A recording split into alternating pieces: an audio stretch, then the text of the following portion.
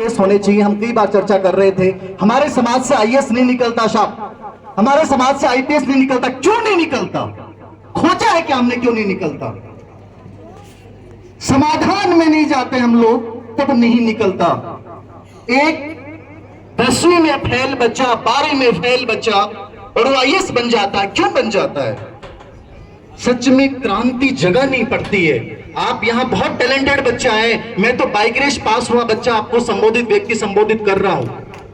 मुझे लगता है कि समाज के उस कोने पे बैठे उस बच्चे को जो आज 10वीं 12वीं में बहुत कम अंकों के साथ पास हुआ है, यदि हमने उसको बदलने की कोशिश की ना और उसके अंदर यदि हमने उत्साह जगा दिया ना, तो वास्तव में इन प्रतिभा सम्मान समारोह का औचित्य रहेगा, अन्यथा कोई औचित्य नहीं रहेगा। क्योंकि वो निम्न वर्ग वाला बच्चा वो गुंडा बनेगा, वो बदमाश बनेगा। हमें उसको दिशा देने की जरूरत है। ये बच्चे तो टैलेंटेड हैं, टीम है ये बच्चे।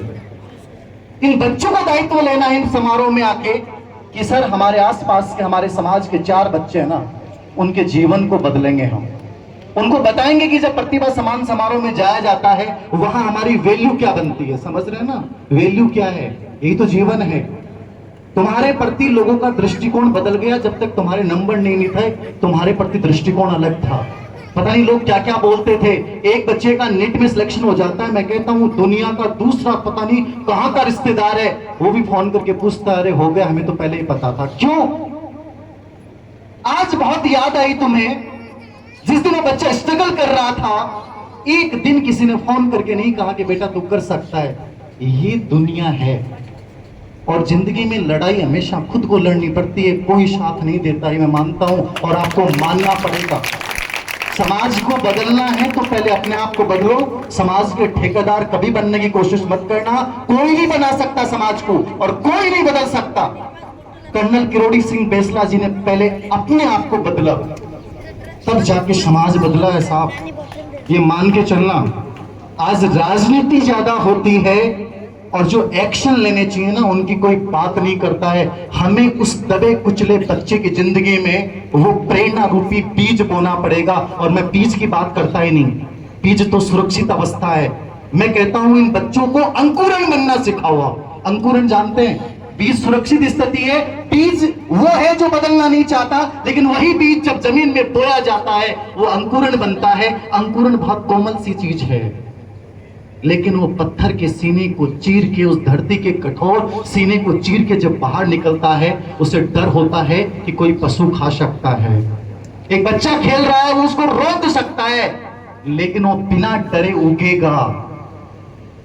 रोंदने दो, कुचलने दो, गिराने दो, मैं खड़ा हो जाऊंगा। इस अंकुरण की इस विशेषता को अपने आने वाली पीढ़ियों के बच्चों में रोपित कर दो। और फिर तुम ये स्टेज से कोई ये बोलेगा कि मेरे समाज से गिनाओ कितने आईएएस हैं, कितने आईपीएस हैं, मैं कहूंगा आपको बैठाने के लिए आईएएस आईपीएस के अलावा कोई व्यक्ति बुलाने की जरूरत नहीं पड़ेगी, भरे पड़े मिलेंगे आपको। एक बार रोपण तो करो, अंकुरण क्या होता है, बच्चों को ये तो समझाओ प्रोसेस क्या होती है। हम प्रोडक्ट की बात करते हैं साहब, प्रोडक्ट चाहिए हमें, आईएएस चाहिए, आईपीएस चाहिए। अरे कहां से निकलेंगे आईएएस आईपीएस? परिणाम की चिंता करोगे कभी सफल नहीं होगे। मैं कहता हूं प्रोसेस को फॉलो करो एक बार।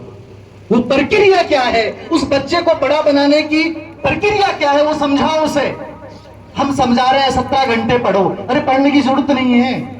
6 घंटे पढ़ के यूपीएससी क्रैक कर सकता बच्चा, 8 घंटे पढ़ के नीट आईआईटी जेई क्रैक कर सकता बच्चा। किसी बच्चे को हम बताते हैं कि जेई और नीट में क्या फर्क है? कोई नहीं बताता, कोई फर्क नहीं बताता। ले लो बेटा, कर लो, तुम्हारी परसेंटेज इतनी आई है, तुम्हें ये कर लेना चाहिए। अरे तुम्हारी इच्छा क्या है?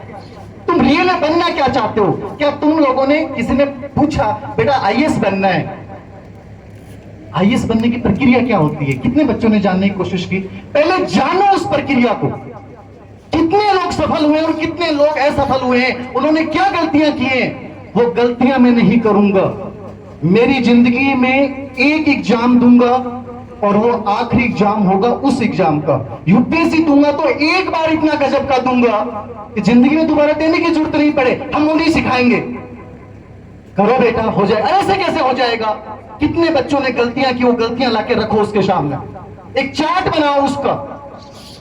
वो चीजें कौन सी है जो तुम्हें फॉलो करनी है, वो बेहतरीन किताबें कौन सी हैं, नोट्स बनाने के तरीके क्या हैं, वो नहीं सिखाना हमें।